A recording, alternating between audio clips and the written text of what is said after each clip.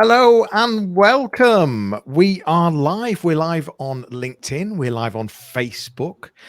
We are live on YouTube. We've got Adam Chandler with us. How are you, Adam? Are you all right?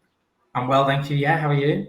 I'm really good indeed. I'm very excited to be talking to you about video today. It's light camera engagement, social first video strategy, and video AI with Adam Chandler. Welcome to the Jonny Ross Fractional CMO podcast, where we bring you the brightest minds and the boldest ideas in marketing. Today, we're about to embark on a cinematic journey with a true visionary in the world of video marketing.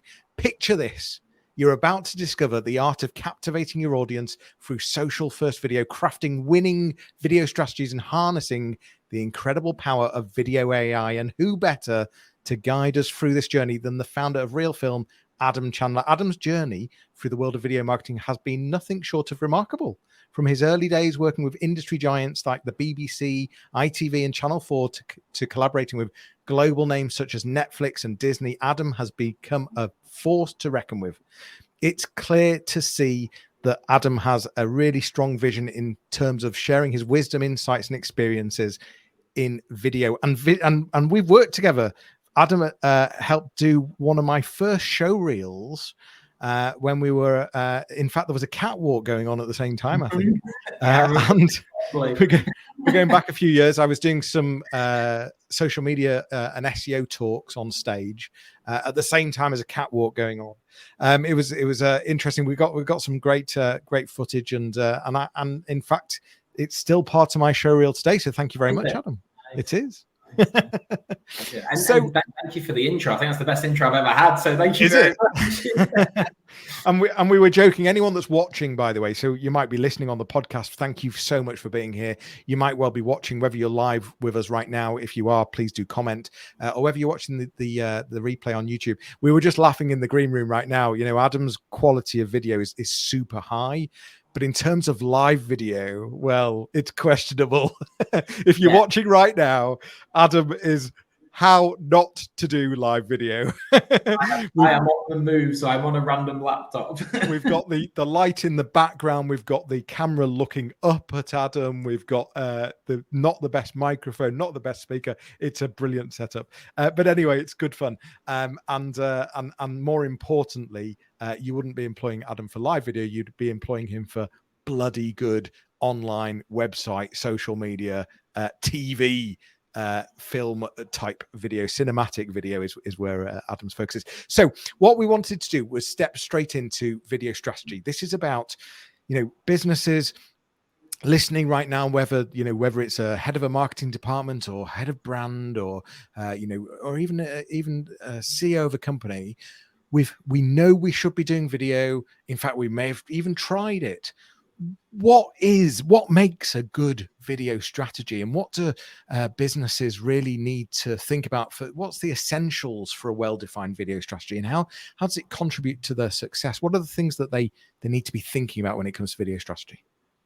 Yeah, I mean, the thing we always start at is why. So why are we doing this project? What is it? Is it to increase sales of something? Is it to improve efficiencies? Is it brand awareness? Why are we doing it? We always like to go that step back. Some people contact us and go, we want 3 product launch films. And that might be the correct thing to do. But for us, we need to understand why to know where this is going. Then when we've understood the why and the objectives and what we're doing, what we mean by strategy is, okay, where's it going?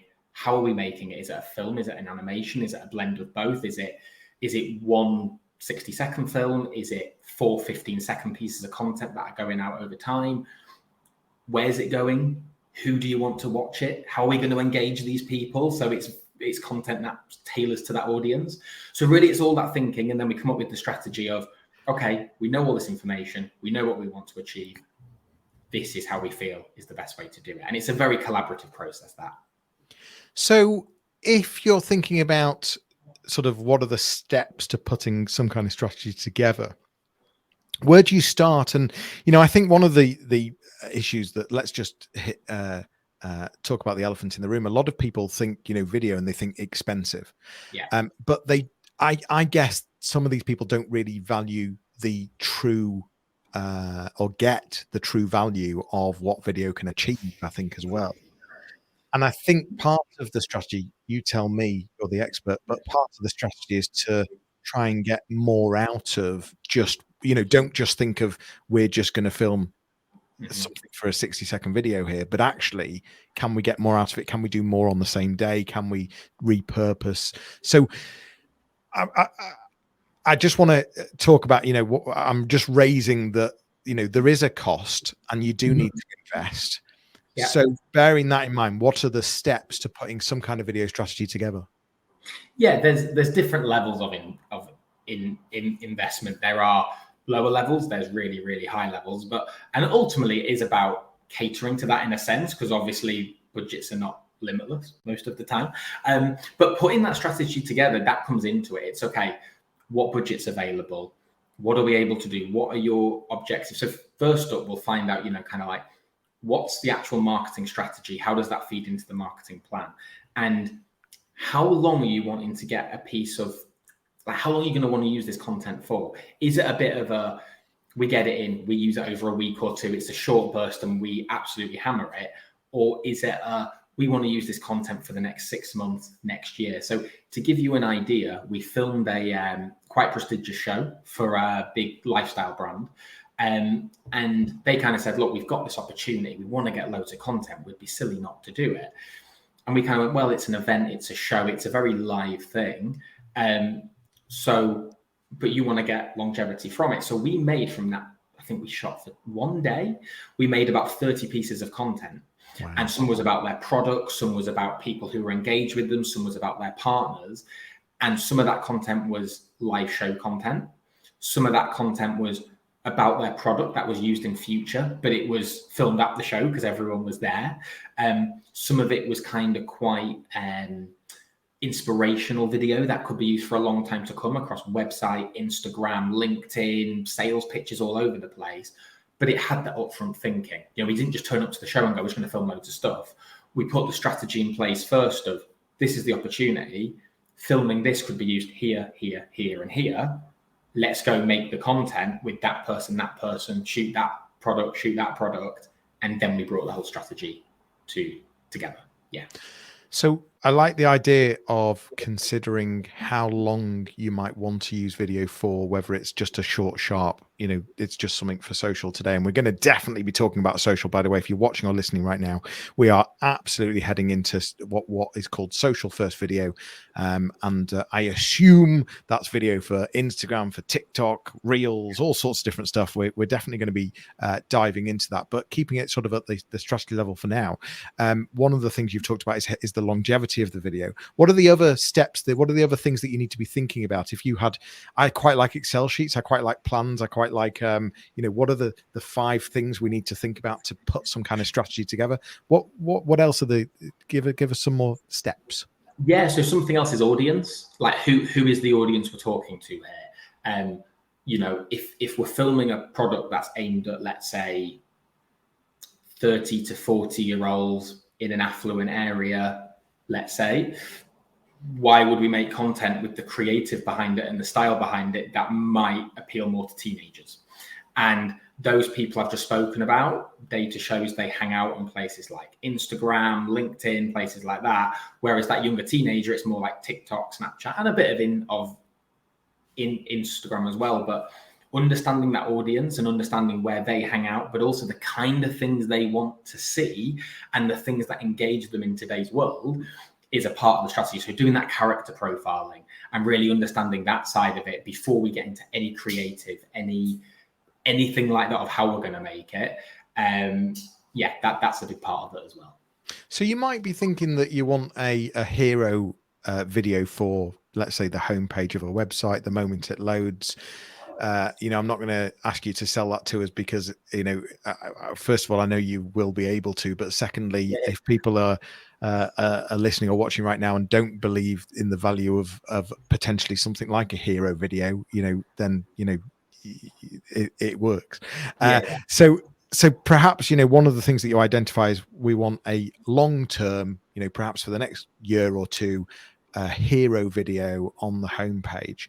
How do you, in terms of these steps, so you come up with the audience, but how do you find ways of getting more out of that? Is that, help me understand how you can start thinking about how that could be repurposed and you could get more value out of it. Yeah, so we want to fit into the wider strategy as well. So it's what other activities going on, what's in the plan. So for all we know, yeah, it might be a homepage hero video going on the website. But what if for that brand, a lot of people don't actually go onto their website? They're not going to get in front of a lot of eyes. So repurposing that you've mentioned is a big thing. So can we repurpose some of that to, say, YouTube ads, LinkedIn ads, and then some spends put behind them, but then that drives them to the website? Could it be repurposed to something to go in a newsletter or an email if they've got a large database and it gets sent out that way? And that's really what it's about. It's all these different avenues and channels. You might want to drive them to that landing page, but they might not find their own way there themselves. So we've got to push them there. And videos can do that. But it's putting videos in the right place, cutting the right way with the right call to action and the right imagery that engages that audience to send them to what that brand wants them to do, if they want them on the website, as you've just said. Yeah. So what I'm hearing is that actually by having a marketing strategy in place in the first place, that's going to then give you the ability to feed into that on where video could be used and how you could create effective video. Oh, 100%. That's it. The marketing strategy is there, or the idea, and we're going, okay, well, this is how you can utilize video to boost whatever the business objectives are, or whatever you want to achieve, or anything like that. Yeah, we'll then come up with the strategy for video of how to do that. Yeah. We're going to be talking about how to stand out in potentially what's seen as a crowded market now in terms of video. We're also going to be talking about video AI, my favorite subject at the moment, AI. I cannot get enough of it. And I'm very keen and interested to hear what how Adam's using AI in terms of video. But I want to step into social first video. So first of all, what is social first video? What does it mean? Why is it crucial in today's marketing landscape? So social first video is quite simply video made for social. So what I mean by that is there used to be a habit of like, okay, we'll make a 2-minute video for a website. And then what we'll do is we'll go and snip all that up and make loads of different social assets. And we'll then get them across Instagram or TikTok or LinkedIn or Facebook or whatever it is. But really, that's from a video that was intended for a website. So naturally, that was never as powerful. You're repurposing content and there's value to that, but it's never as powerful. So social first video is going, okay, we've got a really active audience on Instagram. We've got a really active audience on TikTok, all the different social media channels. We're going to shoot and we're making content for Instagram. We're making it for TikTok, for Twitter or X, which it's now called. And that's really what it's about. It's not repurposing it. It's going with that platform in mind. And also with that, and this comes a little bit back to strategy, it's going, okay, well, Instagram, TikTok, LinkedIn, all these places, different people hang out on different platforms. So actually you need a certain type of cut and message maybe for Instagram to engage those people. But to go engage people on LinkedIn, you need a completely different message and cut from the same shoot, the same content. And also you need to think about filming things vertical. So filming them so they can be 9:16, they can be cut into reels and that sort of thing. So we go to shoot with that mindset now, whereas before it used to be, we kind of did it after, if that makes sense. So that's what social first video is. And in terms of the longevity, some of these videos, some people may well believe that, they're there for 24 hours and that's it. No one sees them again. I can't imagine people are coming to you for that type of content. And I can't imagine that we're talking about content that is only going to be there for 24 hours. So can you give me some real life examples of some of the stuff that you're doing? And in terms of how, imagine that, I'm a business and I'm thinking, okay, actually, I do want to up our game on Instagram. I do want to up our game on TikTok. How would I engage with someone like yourself in terms of what it would look like for coming up with what we're going to deliver, but also how we're going to film it, and can we film the Instagram version on the same day as the TikTok version? How does it all work? 100%, yeah. So we've just finished a quite large project for a luxury bed brand. And in their brief was website videos, social videos, lots and lots of different things. But we split that brief up in production and in creative and go, well, they're not the same thing. So we need to make different things. So they had 10 beds that they wanted to make hero videos of. And then we had other videos which were like going to bed and lots of different more lifestyle stuff. So what we did is on the day, we just planned into our schedule, we planned into the creative, we planned into the upfront stuff. We need to film this hero bed. So we'll go film it, and we filmed it 16:9. And then the next shot we get, we move really far back so we can crop it at 9:16. And it's all shot on the same day, but we're collating lots of different content for different crops and different cuts. So it isn't like we're afterwards taking that bed and having to like crop it and we're cutting off some of the pillars of it and we're doing all that stuff to get it on Instagram, let's say as a story. That's been shot full frame. It's been shot very purposefully for it, that full bed is in that story. And it's shot in such a way that, like you've mentioned, like the one hit, that's 24 hours. We don't really do that. We don't really do the stuff that's run and gun and here and now. But we work for a fabrics brand and we do loads of product videos for them. And with every product shoot, they get Instagram content, they get reels, they get all sorts. And they're always, they'll blast it when the product goes live. And then 3 months later, they might post the same story or reel again of that fabric. It looks beautiful, to just keep pushing it. So stuff can be repurposed and reused in that way as well.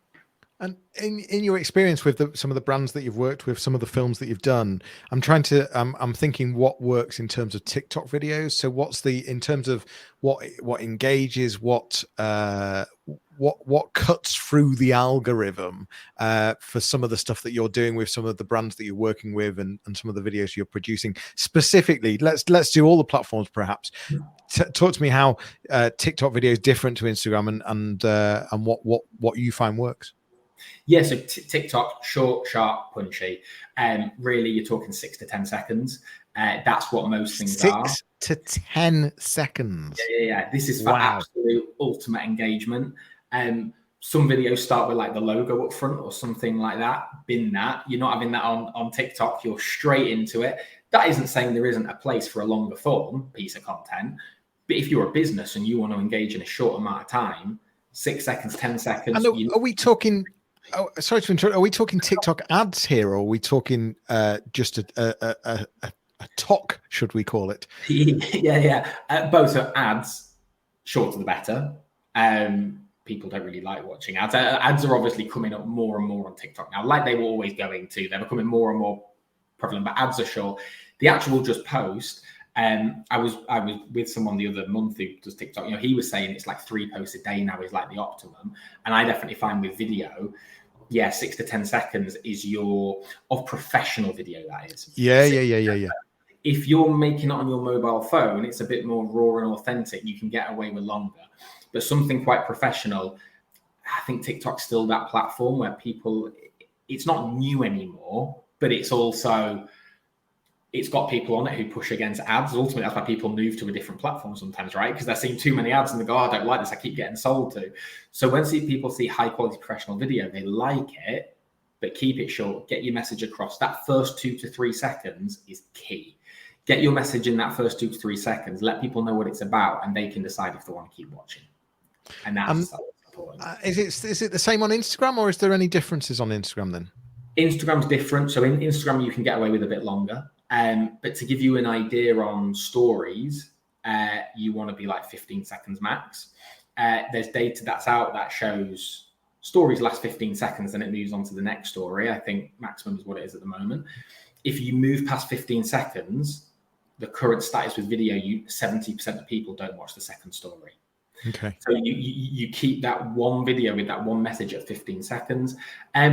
Reels can be a bit longer, but really you still want to be under 20, 30 seconds. People love to scroll, right? And it's that same thing. You want to, I was also at something else recently and they were saying, you now have an average when someone's scrolling of 2 seconds to get their attention. And if you don't get it in the 2 seconds, they've already scrolled past you. So for us, it's like, hit them in the first 2-3 seconds, get them engaged, but the video could be 20, 30 seconds, like let's say on Grid or something like that. Well, it's interesting. I mean, I learn a lot through my children. I've got 5 of them, so why not? And one of the things that I find, just as you described there, is when I see some of them on the likes of TikTok, on the likes of YouTube Shorts, they are literally flicking their phone the entire time, every couple of seconds. They are, well, they go in and out of this, but sometimes it will be every couple of seconds they are flicking, and when you see it, you do need to take, as a business owner, as a head of marketing, you do need to take this on board and really consider what's going on in that first second or two. I wanted to talk to you about how to stand out, because the world's inundated with video content. People like myself have been shouting about video for many years. People much prefer video than image. People much prefer image than text. But we are getting quite saturated. So what sets apart truly compelling social first videos? Are there specific elements or strategies that contribute to the success? I mean, I certainly the thought of professional video on a platform like TikTok, I guess, must be one of the strategies. Yeah, and a big thing is make it stand out, make it different. Yeah, but how? People love more people-focused stuff, right? Raw, honest, authentic, and just stuff that looks cool. I'll give you a great example of this. So we worked at the start of the year for a new tech product. It was a EV charging product, and if you see videos of like EV chargers, they're very samey. They're all quite samey. And we went down a different route with the creative on it. We went down pain versus gain. Someone having a horrible day with the old EV chargers, and someone having a great day with this client's EV charger. And it was very much, it wasn't a versus thing, but it was the life in comparison, and it was quite comical and quite comedic, and it's something the industry hadn't seen before.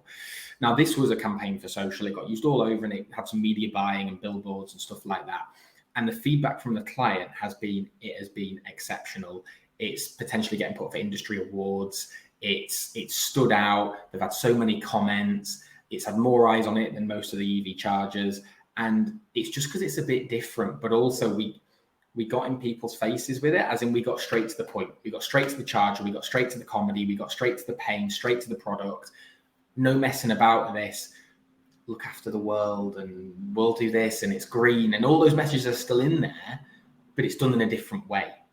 And it stands out in that industry that it's been watched and it's been a success. So one of the key things is stand out, don't do what everyone does because you think that's the right way, but make things human. That's a really big thing. People buy from people.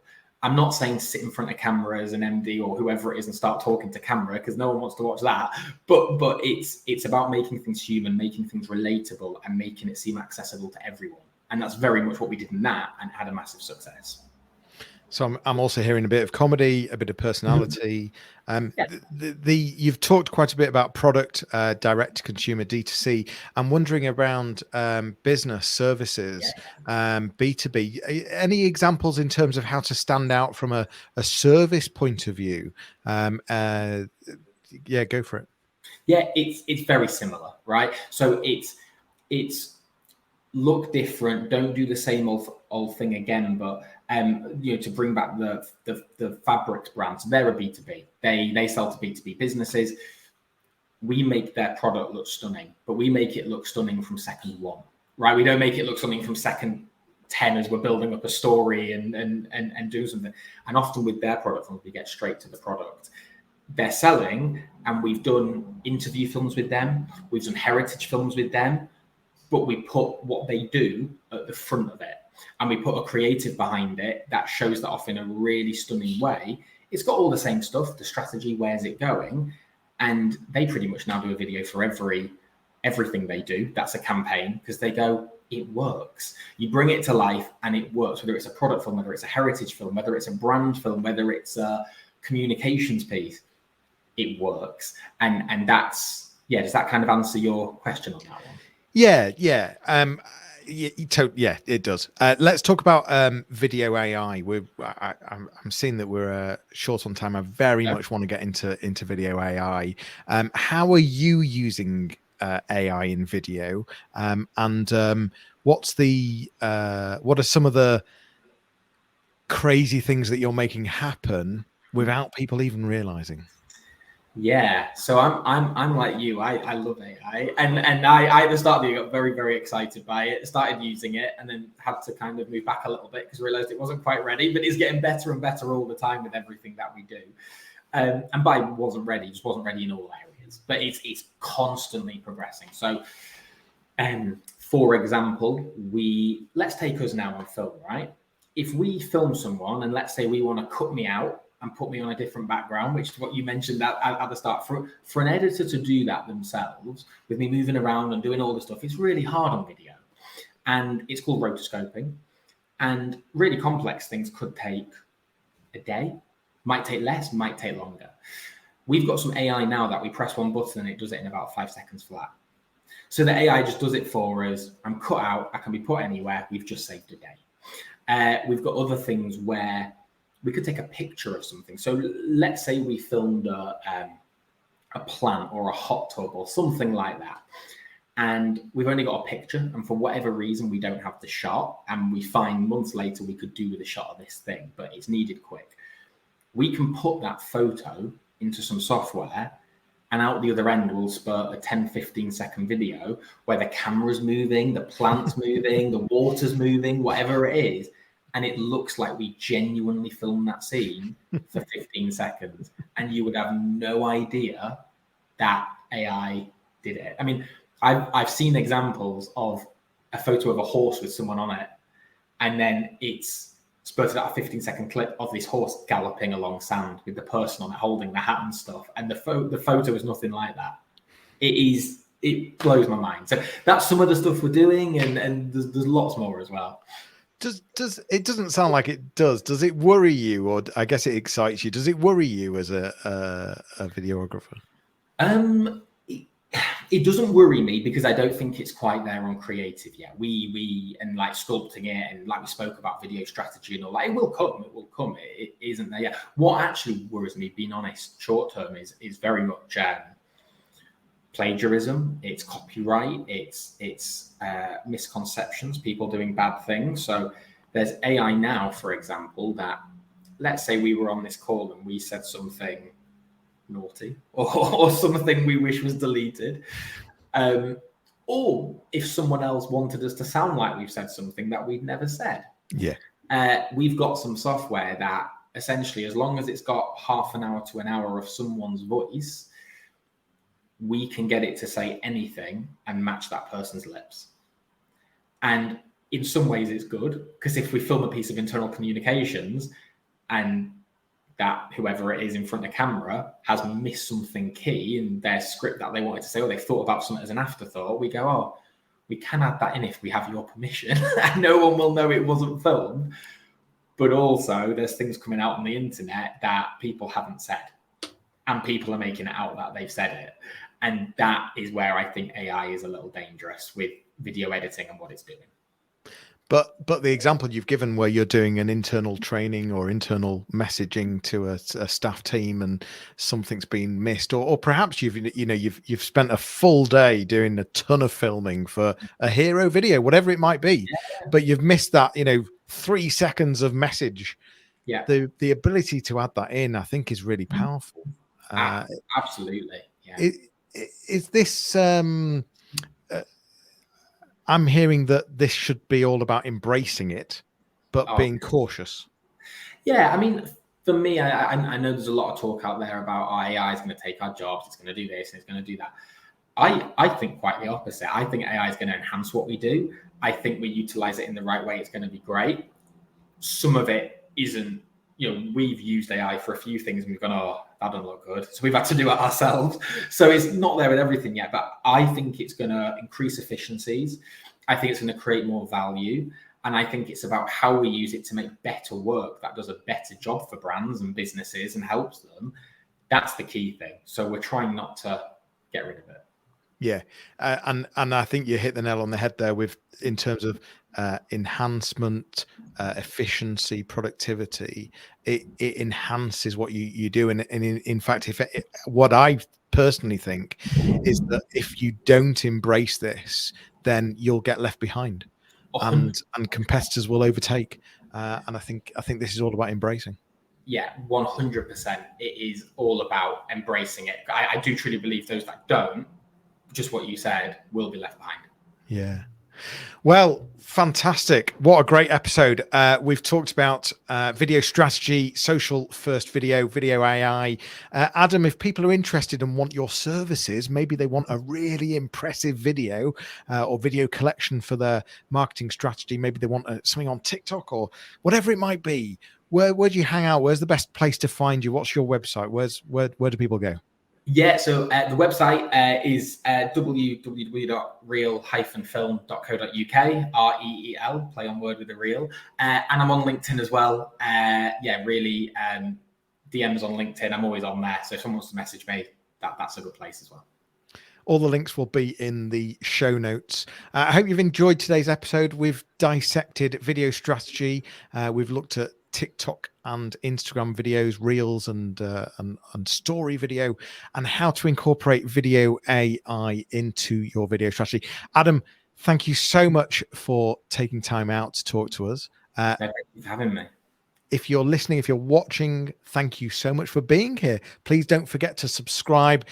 I want people to, if you've got something out of this content, I want other people to get something out, and I don't want you to miss future enhancing content. So please do subscribe, hit the bell if you're on YouTube, hit the subscribe button if you're on the Apple Podcasts, etc. But thanks for being here. Watch out for the next episode. Adam, thank you. We'll see you soon. Take care. Cheers. Thank you very much. Bye-bye. Bye-bye.